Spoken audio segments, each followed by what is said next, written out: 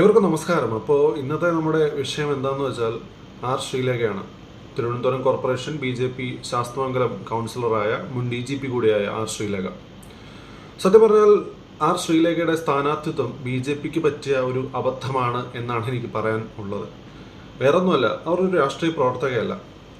അപ്പോൾ രാഷ്ട്രീയത്തിൽ ഉണ്ടാവേണ്ട ഒരു പക്വതയും അതോടൊപ്പം തന്നെ എപ്രകാരം ഓരോ വിഷയത്തെയും കൈകാര്യം ചെയ്യണമെന്നുള്ളൊരു കാര്യഗൗരവവും ആ ശ്രീലേഖയ്ക്ക് കുറവാണ്. ചിലപ്പോൾ അവർക്ക് സ്ഥാനാർത്ഥിത്വം കൊടുക്കുന്ന സമയത്ത് തന്നെ BJPയുടെ ഉന്നത രാഷ്ട്രീയ നേതാക്കൾ, സംസ്ഥാന നേതാക്കൾ തിരുവനന്തപുരം കോർപ്പറേഷൻ മേയർ സ്ഥാനം അവർക്ക് വാഗ്ദാനം ചെയ്തിട്ടുണ്ടാവാം. എന്നാൽ അത് ലഭിക്കാതെ വന്നപ്പോൾ ശ്രീലേഖ സത്യം പറഞ്ഞാൽ ഒരു കൊച്ചുകുട്ടിയുടെ രീതിയിൽ തന്നെ പിണങ്ങിയിരിക്കുന്നതും, അതായത് മറ്റുള്ള എല്ലാ പ്രവർത്തനങ്ങളിൽ നിന്നും BJPയുടെ എല്ലാ പ്രവർത്തനങ്ങളിൽ നിന്നും പാർട്ടി പ്രവർത്തനങ്ങളിൽ നിന്നും വിട്ടുമാറി നിൽക്കുന്നതുമെല്ലാം നമ്മൾ കണ്ടതാണ്. അതാണ് ഞാൻ തുടക്കത്തിൽ തന്നെ പറഞ്ഞത്, ഇതൊരു അബദ്ധമാണ്.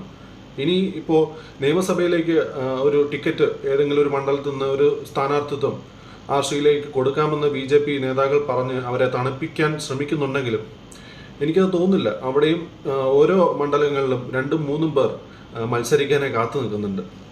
പ്രത്യേകിച്ച് തിരുവനന്തപുരത്ത്, കാരണം അവിടെ വിജയ സാധ്യത പല മണ്ഡലങ്ങളിലും BJPക്ക് കൂടുതലാണ്.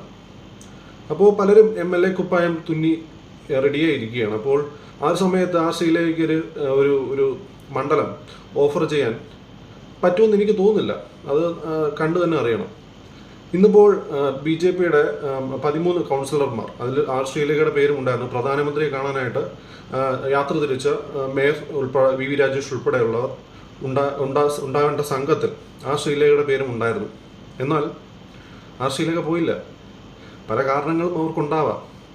എന്നാൽ ഞാനൊന്ന് ചോദിക്കട്ടെ, അവർ മേയർ സ്ഥാനത്തോ അല്ലെങ്കിൽ അറ്റ്ലീസ്റ്റ് ഒരു ഡെപ്യൂട്ടി മേയർ സ്ഥാനത്തെങ്കിലും ഉണ്ടായിരുന്നുവെങ്കിൽ അവർ പോവാതിരിക്കുമോ പ്രധാനമന്ത്രിയെ കാണാൻ? അപ്പോൾ ഇത് പിണക്കം തന്നെയാണ്. സംസ്ഥാന നേതൃത്വത്തോടും തനിക്ക് ഓഫർ തന്നിട്ട് അത് പാലിക്കാത്ത നേതാക്കളോടുമുള്ള BJPയോടുമുള്ള ഒരു പരിഭവം തന്നെയാണ് ആ ശ്രീലേഖ ഇപ്പോഴും കാണിക്കുന്നത്. ഇത് എത്ര നാൾ മുന്നോട്ട് പോകുമെന്ന് കണ്ടു തന്നെ അറിയണം.